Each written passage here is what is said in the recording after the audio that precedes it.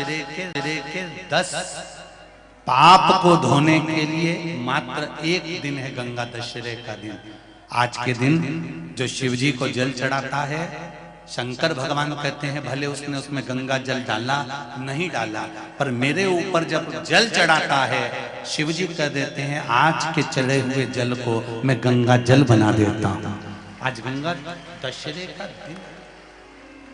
खूब भजन करो, दान करो, पुण्य करो, सत्कर्म करो, नाम जाप करो, नाम स्मरण करो।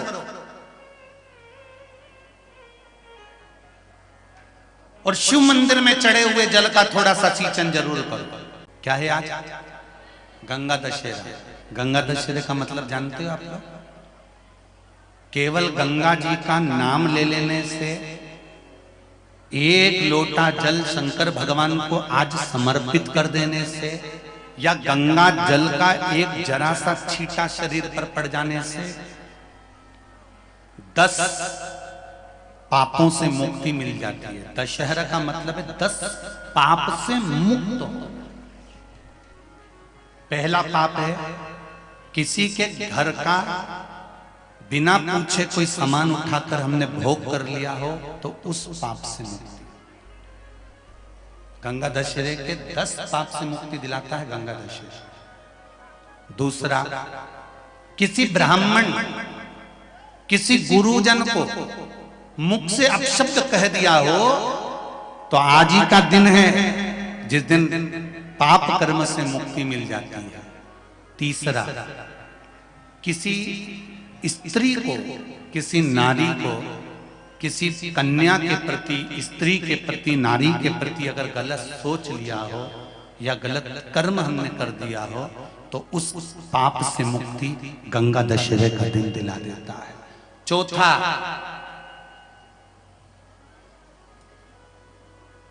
रजो धर्म धारण करने वाली नारी, रजस्वला स्त्री के हाथ का बना हुआ अगर हमने भोजन ग्रहण कर लिया है तो आज गंगा दशहरे का दिन ही ऐसा रहता है जिस दिन उस पाप से हमें मुक्ति मिलती है। पांचवा, किसी के यहां सूतक, सूतक जानते हो सभी लोग, या सावड़। सूतक का मतलब होता है किसी के यहाँ कोई मर गया और उसके यहाँ का तुमने भोजन या पानी ग्रहण कर लिया। सावड़ का मतलब होता है किसी के यहाँ बच्चा हुआ, तुम्हें मालूम नहीं था, उसके घर का 8 दिन का 10 दिन का तुमने भोजन या पानी ग्रहण कर लिया। सूतक या सावड़ का भोजन या अन्न पानी ग्रहण कर ले तो 5वें नंबर का गंगा दशहरे का वर्णन करता है कि 5वां पाप, इस पाप से भी लोगों को मुक्ति मिल जाती है। 6ठे नंबर का वर्णन आया किसी मंदिर की जगह पर या धर्म की जगह पर अपना कब्जा कर लिया हो या धर्म की जगह को अपना बना लिया हो तो उस पाप से मुक्त होने का एक साधन 6ठे नंबर का। 7वें नंबर का, झाड़ू लगाते समय, बुआरी लगाते समय छोटे छोटे जीव झाड़ू के नीचे मर जाते हैं तो उसके पाप से मुक्ति गंगा दशहरे का दिन दिला देता है। 8वें नंबर का, 8वें नंबर, जिस समय हम भोजन ग्रहण कर रहे हों और हमारे दरवाजे पर कोई व्यक्ति आकर बैठा हुआ है और हमने उसको भोजन का नहीं पूछा या उसका मुख झूठा ना कराया तो उस दोष से वंचित हो जाए, उस दोष को समाप्त कर दे, वो गंगा दशहरे का दिन। 9वें नंबर का, बेटी की शादी करी और बेटी की शादी करने पर बहुत सारा कन्यादान आया। उस कन्यादान में साड़ियां ज्यादा आ गई, सामान ज्यादा आ गया, मिक्सर 2 सेट आ गए, डिनर के 2 सेट आ गए और मायके वालों ने 1 सेट अपने घर में रख लिया और उस मिक्सर में खूब सामान पीस पीस के खाया, खूब निपटाया।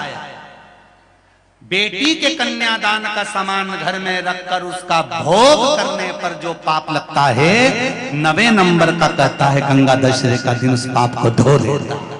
10वें नंबर का महाराज, यदि किसी तीर्थ में जाकर हमने कोई गलत काम करा होता है तो गंगा दशहरे का ये आज का दिन हमारे पाप को वो धो देता है। ये गंगा दशहरे के 10 पाप को धोने के लिए मात्र एक दिन है गंगा दशहरे का दिन।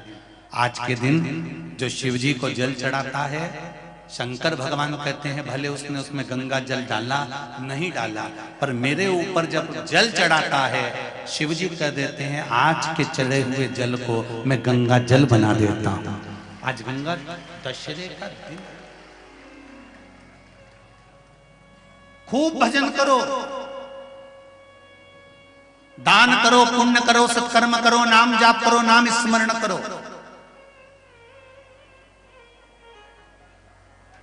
और शिव मंदिर में चढ़े हुए जल का थोड़ा सा सिंचन जरूर करो। पुण्य करो, सत्कर्म करो, नाम जाप करो, नाम स्मरण करो। आज ही का वो दिन है गंगा दशहरे का, जिस दिन आज मेरा भोलेनाथ आप कथा प्रेम से सुन लें तो मेरा बाबा जाते जाते आपको कुछ देकर चले जाए। इसलिए स्नेह से शंभो शंभो हर हर महादेव। शिव भक्ति में शंकर के स्मरण, आपका चित्तवृत्ति, आपका मन परमात्मा को दिया जाए। दिया क्यों लगाते हैं हम? मंदिर में दीप क्यों लगाते हैं? दिया लगाने का कारण क्या होता है? दिया लगाने का केवल एक कारण होता है, हम भगवान के मंदिर में प्रकाश करने के लिए दिया नहीं लगाते, हम भगवान के मंदिर में उजाला करने के लिए दिया नहीं लगाते। शिव महापुराण, पद्म पुराण और हमारा शास्त्र वर्णन करता है कि हम जब भगवान के मंदिर में दिया लगाते हैं, दीप प्रज्वलित करते हैं, तो दिया परमात्मा के लिए नहीं लगाते। जब हम दीप प्रज्वलित करते हैं तो जैसे ही मंदिर में प्रकाश होता है वैसे ही हमारी जिंदगी में चारों तरफ प्रकाश होना प्रारंभ हो जाता है।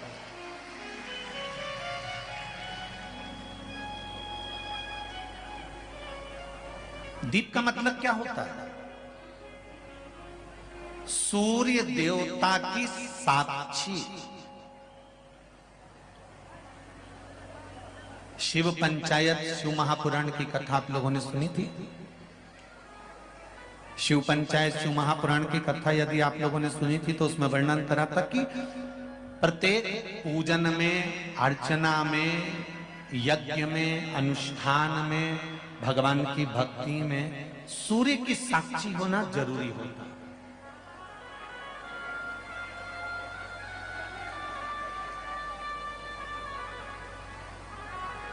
प्रत्येक ब्राह्मण देवता, कर्मकांड करने वाले जब ब्राह्मण देव पूजन कराते हैं तो सबसे पहले सूर्य की साक्षी कराकर दीप को प्रज्वलित करते हैं कि ये सूर्य की साक्षी देते हैं।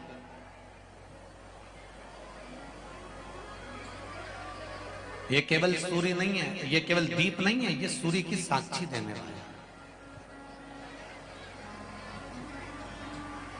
महाराज संकल्प करते समय हाथ में जल लिया जाता है, संकल्प करते समय हाथ में अक्षत चावल लिया जाता है, संकल्प करते समय हाथ में खुला पैसा लिया जाता है, संकल्प करते समय एक गोल सुपारी हाथ में ली जाती है, संकल्प करते समय हाथ में पुष्प लिया जाता है। इन सभी चीजों का प्रमाण क्या है?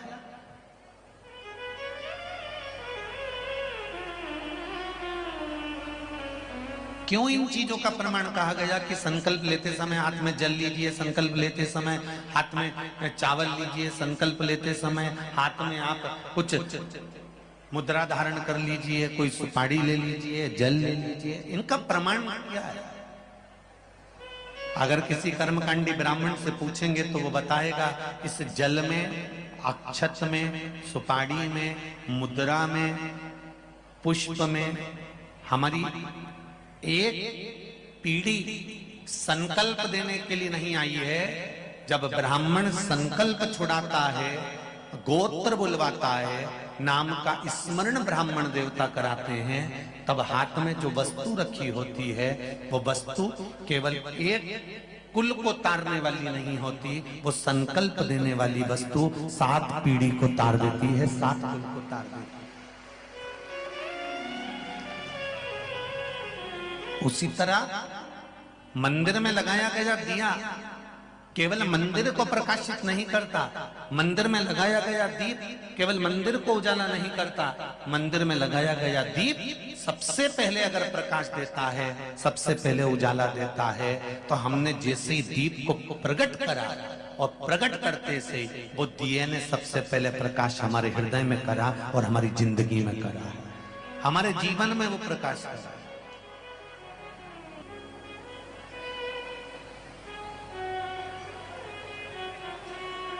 महाराज, कुछ तिथियां होती हैं जिन तिथियों में अगर आप रोज गंगा का जल शंकर को नहीं चढ़ा सकते तो शिव महापुराण कथा कहती है, स्कंद पुराण कहती है, विष्णु पुराण कहती है, गर्ग संहिता कहती है, गीता पुरुष गोरखपुर का कल्याण का गंगा अंक कहता है कि कुछ तिथियां भारत की भूमि पर ऐसी वर्णित है जिन तिथियों में भी गंगा का जल हम शिव को अगर एक बूंद भी समर्पित कर रहे हैं, गंगा का जल मात्र एक आधी चम्मच भी, आचमन जितना भी अगर हम शिव को समर्पित कर रहे हैं तो उसका सुख आनंदित है। जैसे पंचमी तिथि, नवमी तिथि, दशमी तिथि, एकादशी, प्रदोष, पूर्णिमा, अमावस्या, ये तिथियां हमारे यहाँ जो दी गई हैं, इन तिथियों में अगर हम गंगा का मात्र थोड़ा सा जल भी अगर जल के पात्र में डालकर गंगा जी का जल थोड़ा सा भी शिव के पास लेकर जा रहे हैं तो ये एक भाव अपने भीतर होना चाहिए कि आप केवल गंगा का जल साधारण शिव मंदिर में समर्पित नहीं कर रहे हो, आप गंगा का जल भले अपने घर से लेकर जा रहे हो और थोड़ा सा भी जल ले जाकर अगर शिव को समर्पित कर रहे हो तो तुम्हारे भीतर ये भाव होना चाहिए कि मैं गंगोत्री से जल भरकर सीधे रामेश्वर में ले जाकर गंगा के जल को समर्पित कर रही हूँ। श्रावण के महीने में या अन्य महीने में आप शिव को समर्पित कर रहे हैं, ये आपके भीतर एक भाव उत्पन्न होना। एक बार गंगा में अगर डुबकी लगा ली है हृदय से, मन से, एक बार अगर गंगा में डुबकी लगा ली है मन से, हृदय से, चित्त से, तो कहते हैं जब तक व्यक्ति के प्राण छूटते हैं तब तक वो गंगा का जल उसके शरीर से लगा ही रहता है, वो अंतिम बिंदु तक लगा रहता है। मरने के बाद घर के लोग लोटा में भर के ले जाएं, खास खास अस्थियों को, कोई पूरी तो अस्थि ले ही नहीं जा सकती, इतनी सारी कौन ले जाए, तो वो अम्मा के दांत, उंगली, एक आध खोपड़िया, ऐसी 4, 6, 8 अस्थियां ढूंढ के झोली में भर के फिर लेके जाए गंगा। उससे अच्छा है पूरी अस्थि ले जाओ, पूरी ये शरीर संपूर्ण जीते जी गंगा का स्नान हो जाए। बहुत ध्यान देना आप लोग, किसी भी नदी में स्नान करने जाओ, तीज त्योहार पर, अमावस्या, पूर्णिमा आदि जो भी उत्सव मनाने के लिए आप किसी नदी के घाट पर जाते हो, किसी तालाब के घाट पर जाते हो, किसी कुंड के, किसी सरोवर के घाट पर जाते हो, और यदि आप स्नान कर रहे हो किसी पवित्र नदी में तो वहां की बालू रेत उठाकर शंकर भगवान के शिवलिंग बनाकर जो पूजन करता है, मात्र 5 बार उसी नदी का जल शंकर को समर्पित कर कर, भले दिया नहीं है, अगरबत्ती नहीं है, जल चढ़ाकर जो शिवलिंग को विसर्जन कर देता है, उसके पूर्वजों को पिंड की भी जरूरत नहीं पड़ती, वो तर जाता। उसके पूर्वजों को पिंड भाग की भी जरूरत नहीं पड़ती, उसकी तृप्ति स्वतः ही हो जाती है। यमुना, सरयू, क्षिप्रा, मंदाकिनी, नर्मदा, जितनी पवित्र नदी होती है, इन नदियों में आप लोग एक बहुत बड़ी गलती करते हो कि दोने में दिया लेते हो और दोने में दिया लेकर उसको रखकर और आप नदी में दिया जलाकर बहा देते हो। शिव महापुराण की कथा इसकी महत्वता नहीं कहती। शिव पुराण कहती है गंगा माँ है, नर्मदा माँ है, क्षिप्रा माँ है, सरयू माँ है, तुम्हारी सास कहीं बैठी हो, एक काम करना, जैसे तुम गंगा जी में दिया रख देती हो पानी में, सरयू जी में दिया रख देती हो पानी में, उसी तरह सास के सिर पे दिया जला के धर दो। बोलो,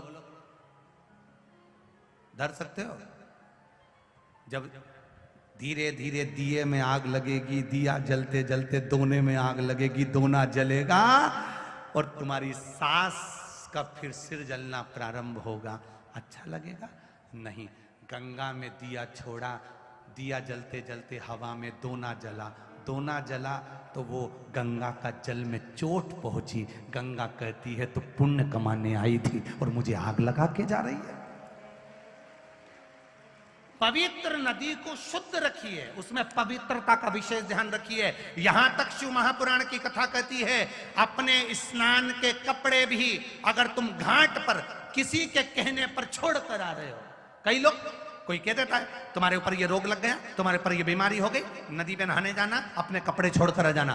पहले तो वो महाराज ढूंढो जिसने कहा कि पवित्र नदी पर अपने कपड़े छोड़कर आओ।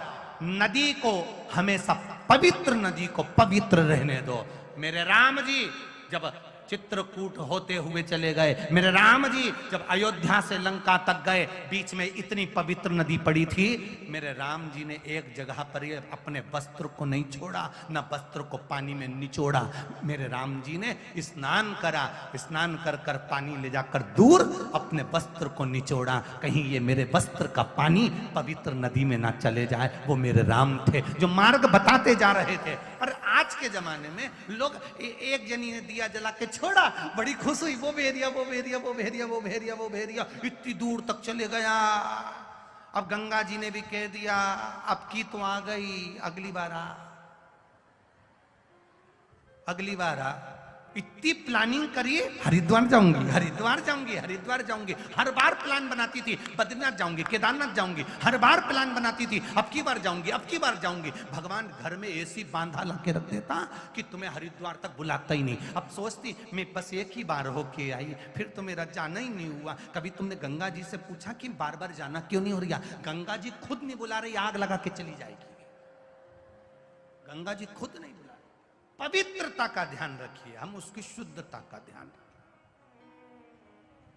हमने गंगा, यमुना, सरयू, सरस्वती, क्षिप्रा आदि को कैसे कैसे पवित्र रखना। आप में से कितने लोग हैं जो नर्मदा नहाए? आप में से कितने लोग हैं जो गंगा नहाए? आप में से कितने लोग हैं जो सरयू नहाए? कहीं ना कहीं किसी पवित्र नदी में आप लोगों ने स्नान जरूर करा होगा। बोलो करा कि नहीं करा? जितने लोग कथा सुन रहे हैं उनने भी करा होगा, जितने फेसबुक यूट्यूब पर सुन रहे हैं उनने भी करा होगा। किसी ना किसी पवित्र नदी में आपने, हमने, सबने स्नान करा होगा। अब स्नान तो हम कर लिए, उस गंगा नदी में हम नहाए तो गंगा नदी में हमने स्नान करा और स्नान कर कर बाहर निकले तो हमको 1.25 लाख बार स्नान का पुण्य मिल जाए। उसके लिए क्या करना पड़ेगा?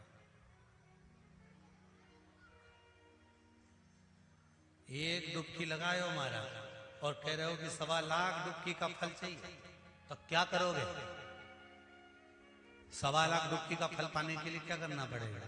केवल एक काम, जिस पवित्र नदी का स्नान कर रहे हो उस पवित्र नदी की बालू का, बालू मतलब रेत का, बालू का शिवलिंग का निर्माण करना, उसका पूजन करना। पूजन कर कर जो बत्ती बत्ती जोड़कर 108 बत्ती बनाई है, पूजन कर कर एक दिए में वो बत्ती, उस जो बालू का शिवलिंग बनाया है, पार्थिव शिवलिंग का निर्माण करा है, जो तुमने किसी गंगा, सरयू, नर्मदा, क्षिप्रा, मंदाकिनी, नर्मदा आदि पवित्र नदियों के तट पर स्नान करते समय तुमने जो शिवलिंग बनाकर पूजन करा है, उसके सामने वो बाती को जला देना, उसी से आरती उतार लेना, वो बाती वहां लगाकर छोड़ देना और छोड़ने के बाद उस शिवलिंग का फिर विसर्जन कर देना। विसर्जन कर कर उसी जल को अपने ऊपर छींट लेना। 1.25 लाख डुबकी का फल एक ही क्षण में प्राप्त होता है। इसको लक्षेश्वर महादेव कहते हैं।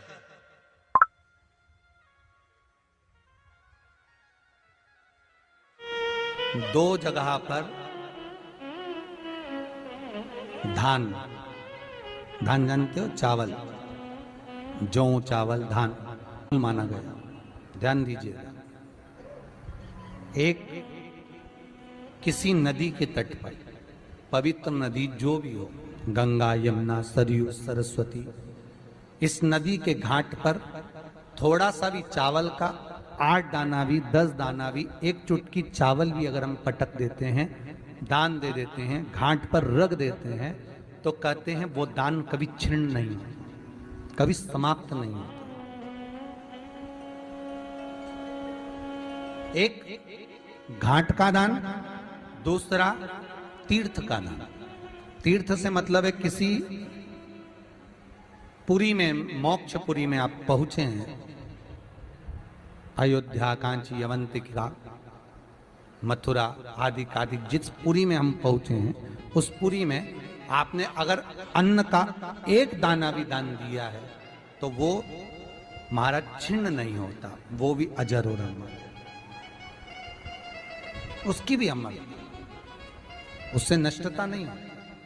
ये उसी तरह से है जैसे किसी के शरीर में चर्म रोग हो गया हो, मान लो किसी का शरीर कहीं से काला पड़ गया, कहीं चट्टे बढ़ गए या सफेद पड़ गई चमड़ी और चर्म रोग हो गया, तो उसके लिए जैसे पीपल के पत्ते पर शहद लगाकर, उसमें चंदन लगाकर, पत्तों को जोड़कर शंकर के शिवलिंग पर लेपन करने के बाद उसी पत्ते को शरीर पर मल लिया जाता है और आधे घंटे बाद स्नान कर लिया जाता है, तो चर्म रोग समाप्त होने लगता है और चर्म रोग की समाप्ति हो जाती है। भले चमड़ी कितनी भी सफेद हो रही हो, वो चमड़ी अपने रंग में आना चालू हो जाती है।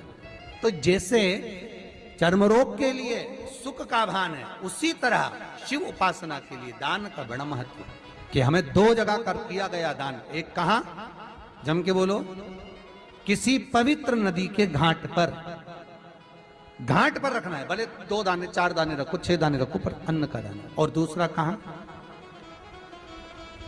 मोक्षपुरियों में दान। दशहरे का दिन, दीप का भी नियम है। दिए में जो फूल बत्ती लगती है, गोल बत्ती लगती है, गोल वाली, ये बत्ती हमेशा कोई विष्णु भगवान की पूजन कर रहे हो, शिव जी की पूजन कर रहे हो, कोई अन्य देवता का अगर आप स्मरण कर रहे हो तो गोल बत्ती लगाई जाती है। भगवान के मंदिर में पूजन कर रहे हो तो गोल बत्ती लगाएं। लंबी बत्ती, लंबी वाली जो बत्ती होती है, लक्ष्मी की पूजन में, देवी पूजन में, जितनी भी माताओं की आप पूजन करोगे, जितनी भी देवियों का आप स्मरण करोगे, उसमें लंबी बत्ती का प्रमाण। महादेव को अगर एक शमी का पत्ता दशमी के दिन समर्पित कर दिया जाता है तो जिंदगी में कभी बेभव और धन की कमी नहीं आती। उसी तरह होती विजयदशमी पे हमारे यहाँ शमी के पत्र की बड़ी पूजन का महत्व है। 5 दशमी 5 शमी पूजन कर ली जाती है तो जो भी आपका द्रोही होता है वो आपसे दूर हो जाता है या आपसे स्नेह कर कर आपके करीब आ जाता है।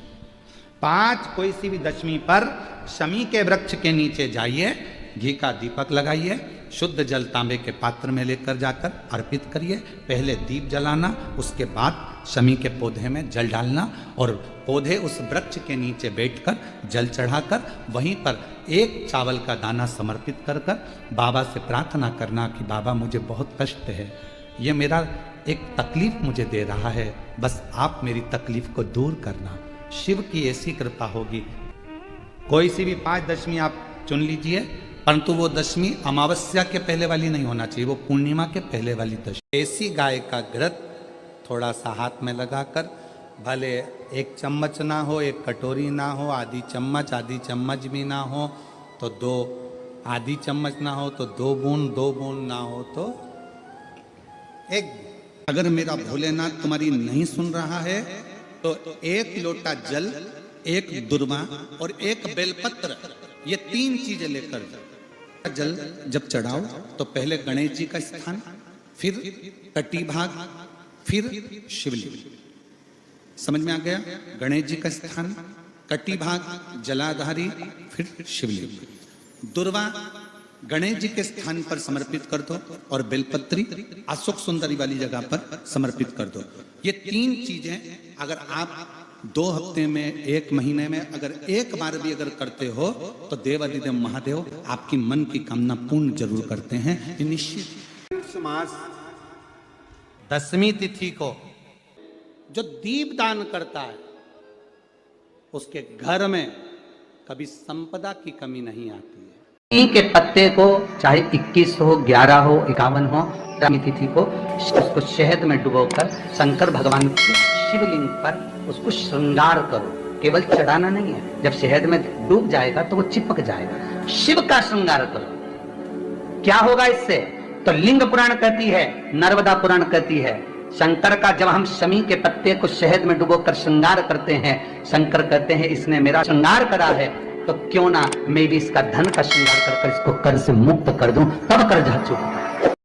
मात्र 10वीं की तिथि के लिए, केवल 10वीं। चिड़चिड़ करता है, क्रोध करता है, गुस्सा करता है, तो महाराज शंकर भगवान का श्रंभेश्वर महादेव का नाम लेकर 31 बेलपत्र, जिस व्यक्ति को क्रोध आता है उस व्यक्ति का स्मरण कर कर आखा चावल मतलब सेगे चावल के साथ एक एक बेलपत्र 31 बेलपत्र कर कर शिव जी के शिवलिंग पर समर्पित करी जाती है। मात्र 10वीं की तिथि के लिए, केवल 10वीं, चाहे उजाला की हो चाहे अंधेरे की।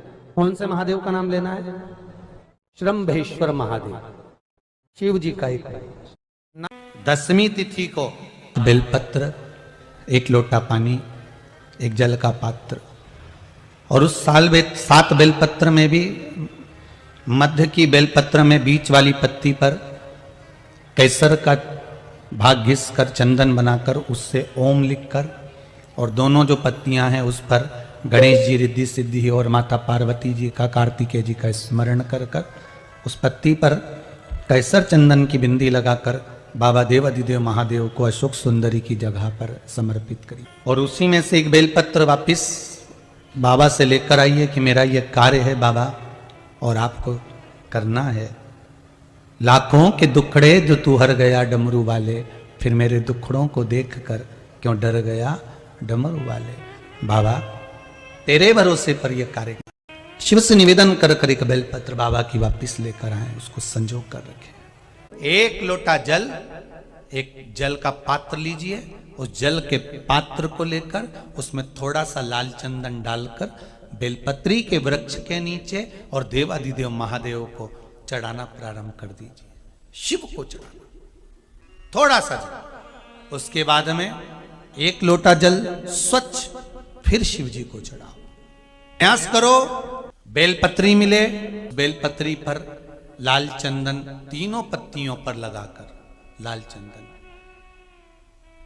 बेलपत्री के वृक्ष के नीचे समर्पित कर कर उसी बेलपत्री के वृक्ष के नीचे का बेलपत्र वापिस लेकर श्री शिवाय नमस्तुभ्यं बोलकर आपकी कामना कहकर भगवान शिव पर अघोरेश्वर महादेव का नाम लेकर आप चढ़ाना प्रारंभ करिए। बाबा आपका कार्य 3 महीने के अंदर पूर्ण कर देगा, सफलता देगा। शिव जी का एक नाम है अघोर। 10वीं तिथि को जो तुलसी की डंडी को घी में भिगोकर अपनी कामना कर कर भगवान के सामने दिए में रखकर जला देता है, दिए की तरह उससे आरती उतार देता है, कहते हैं उसका जन्म दूसरी बार पृथ्वी पर नहीं होता, वो भगवान के गोलोक धाम में जिंदगी भर के लिए विराजमान हो जाता है। जिंदगी भर को हम जो जल चढ़ाते हैं उसका एक तरीका भी हमारी जिंदगी में अगर हमने उसको स्मरण में रख लिया तो हमारी कार्य की सिद्धता को सिद्ध कर दे। सीधे जल चढ़ाना, दक्षिण में बैठकर उत्तर की ओर मुख कर कर जल चढ़ाना, अशोक सुंदरी से लेकर शिवलिंग तक जल चढ़ाना, 5 स्थान पर गणेश, कार्तिकेय, अशोक सुंदरी, जलाधारी, शिवलिंग पर जल चढ़ाना 5 स्थान, और 5वां जल समर्पित करना। 5वां शिव जी को 5म नंबर का जो जल आता है, जो जलाधारी है, ऊपर जिसमें पानी भरा रहता है और नीचे एक एक बूंद टपकता रहता, जलाधारी में जल समर्पित कर कर उसी जल को बचाकर अशोक सुंदरी वाली जगह पर थोड़ा सा चढ़ाकर उसी में से जल शिवलिंग पर जब हम समर्पित करते हैं तो हम जिस कार्य के लिए जा रहे हैं वो कार्य सफल होता ही है।